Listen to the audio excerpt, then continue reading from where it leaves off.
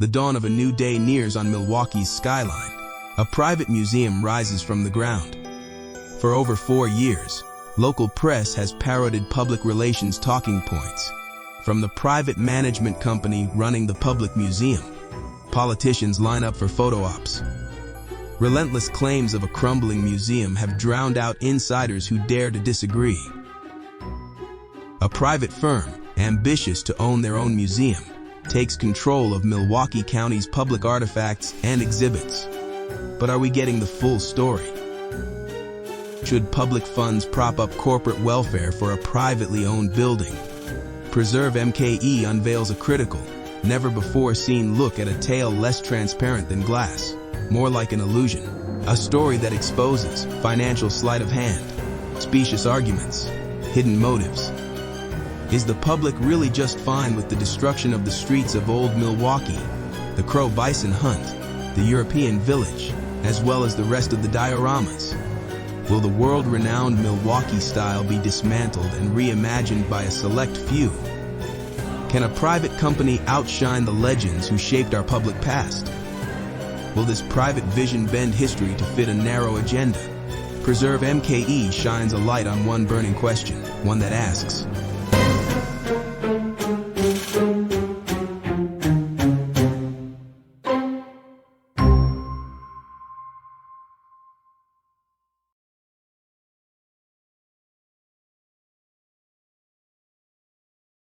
Respectfully. I'm talking. Oh, all right? I'm sorry. And so I just think we need to, this like, I'm hearing like there's some lack of transparency. I don't buy it. All right? Maybe you're not getting the answers you want, okay? Because that's what a lot of times I hear is people don't get the answers they want.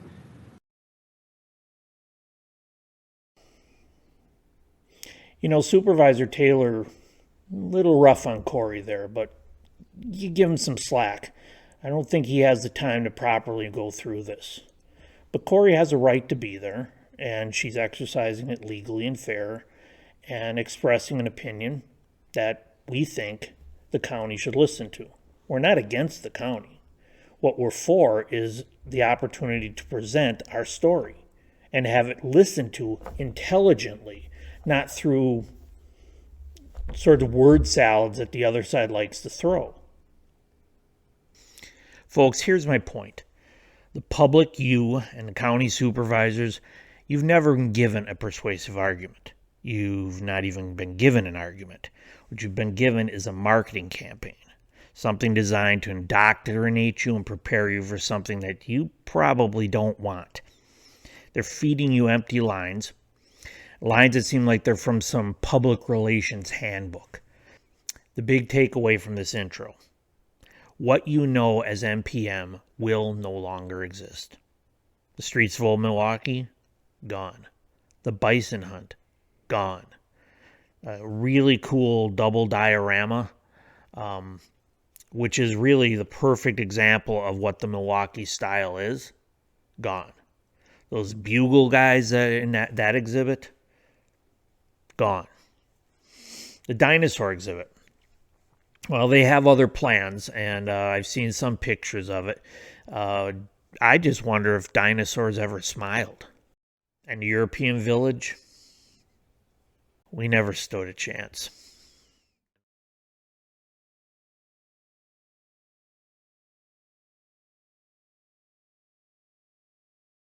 The current Milwaukee Public Museum opened in 1964. It was designed by the architectural firm of Eschweiler and Eschweiler, sons of arguably Milwaukee's most famous architect, Alexander Eschweiler, including the Pagoda gas stations and the Wisconsin Natural Gas Building. Milwaukee County is led by County Executive David Crowley. He has perhaps the single most to say about what happens on the streets of Old Milwaukee, but he also is the quietest public figure on the subject. Mr. Crowley has refused to meet with us, but later provided us with a letter that goes to great lengths to say nothing. In 1992, the county created a private company to run the museum for the public, which doesn't sound like a bad idea. However, as we are finding out, these hybrid government-private agreements have their risks. It is worth noting the name of this organization became MPM Inc. However, the P no longer stood for public, due to its private status. Still, the P remains to this day in order to continue to give the impression that the county is still running the museum. It is for this reason that Who Killed the Streets of Old Milwaukee will not refer to this organization as MPM. Rather, it will be MPCM or the Milwaukee Private Corporate Museum. It is important to keep in mind the county, meaning you, still own everything. The day-to-day operations are run by a private organization. In 2019, Dr. Ellen Sensky was appointed as CEO over MPCM. MPCM wants its own building. It expects you to pay for a great deal of this, while also giving them complete control over what they like to call the collections. They have made it clear that the exhibits are not their concern, but they still want to take pieces off the dioramas as they see fit, while abandoning what they don't want. Here is how the financial deal works. An application was submitted with the feds for a $5 million grant, protected well by Continental Army Light Infantry. There is no reason to believe this won't happen, as it is still pending. The state of Wisconsin will contribute $40 million. This is significant because it ensures that all Wisconsin residents, not just those in Milwaukee County, have a voice in the project. The County of Milwaukee will contribute $45 million to the project. MPCM will need to raise the remaining funds through private donations. The blue chip represents money pending from the feds. The white chips represent money released by the government plus money pledged by private donors. The red chips are what MPCM has yet to raise. If and only if you take all the money, including the $5 million federal portion, and express it as a percentage of the debt, then you can say that 80% has been raised. If you consider only MPCM's fundraising responsibility, that percentage drops to 70%. If I go further and exclude the federal funds, the percentage decreases to 66.7%. The morning after this meeting, Tom Dakin of the Journal-Sentinel wrote an article, and in it he listed all the numbers that I've used for these calculations. Here's a picture of it. I suggest you take a screenshot of it and do the numbers yourself. And I'm more than happy to correct myself if I'm wrong. And to the best of our knowledge, the portion MPCM has reported as pledged has never been audited by anyone but themselves. This is what we mean by a marketing campaign. Hyped up numbers planted at just the right time to keep building the story in the news while overstating the facts. Moving the chips around to meet the message of the day. All right, folks, let's simplify this. Groundbreaking. Last June, 9 months ago, Tom Dakin reports that $80 million has been raised of the $108 million that's needed. He says that's a little disappointing. Here's his quote. The museum so far has raised $80 million in private donations, well short of its $108 million goal by the groundbreaking ceremony. Tom Dakin, Milwaukee Journal-Sentinel, May 7th, 2024. Fast forward to March 5th or so, all of a sudden we have, we'll move this out of the way, we have a report saying that we're now at 80-20. And look how well, look at that, look at the difference between, interesting. But the bright mind is going to look at this analytically and a little skeptical. And the truth is, this represents the amount of money that MPCM has to raise. This does not represent that. This represents how much money the entire operation is going to cost. So you just took this bad number and made it look really, really good. Make it look even better, this was done right after the county released the money to the museum so they could add this in there, see? Now it looks bigger. For you math people, this would be adding to the denominator while keeping the numerator exactly the same. Problem is, they're not talking apples and oranges. They are talking apples and oranges. It doesn't make sense. So what is the real number? What is their goal raising then versus their goal raising now? Casio Scientific Watch, 1980s. Here's the real number. Here are the numbers that you would compare apples and apples with. This is $150 million total, of which $50 million is owed, or 45. I'm gonna not say that for sure. And this is 105. So what we have here is we have a deception, and a pretty big deception. You can do the math yourself and go back and take that screenshot. But what are the percentages? Just for curiosity's sake, what are the percentages? What's happened to this over time versus this?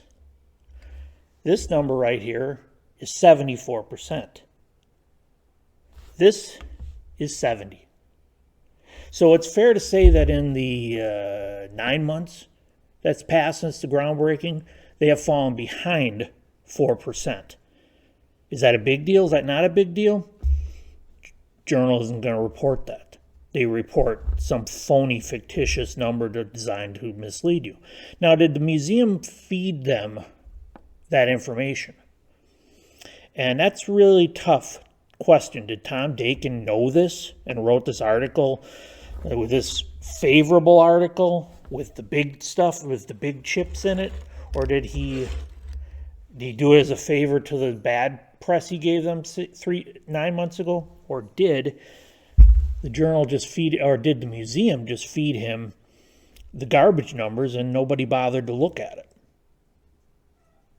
Well, that's something we're going to have to ask Tom Dakin about. And I will. It's fair. He may have made a mistake and maybe he's in on it. But now you know the level of deception that these people can go to. And this is not new. This is just one of a bunch of... It's not one... I got this far. I should have just shut up. Okay. So let's try to wrap this up. Try not to read this too much. But when we speak of distortion or a lack of transparency, this is exactly what we mean. Someone knows what they're doing. If you watch the entire meeting yourself, and we'll have a link, you could see exactly how this was presented, how this was set up, and that it is not just a mistake. Folks, this is not an isolated incident. It is the dominant method that MPCM uses to market their cause. It is shameless, unethical, and should not be acceptable, especially when we have to destroy all of these dioramas that in any reasonable definition of the word have become art in and of themselves. The primary focus of this series is to expose this type of behavior. And there is much, much more of it to come. So thanks a lot for sticking around. Inaugural episodes can be a little shaky. But until then, we'll see you on the streets of Old Milwaukee. Now you might be wondering, what can I do to help? Well, obviously we have a lot of resources if you want to get deeply involved. But the single most important thing I'd like you to do is to like this video and to follow us and to share it. It's pretty powerful stuff the way YouTube gets its messaging out. We want people seeing this who wouldn't normally have interest but would find it to be interesting. So please, you owe me this favor. Hit that like button. Share that video with someone else and follow us, because I will be back for a second episode, and I'll do more if you want me. Cut.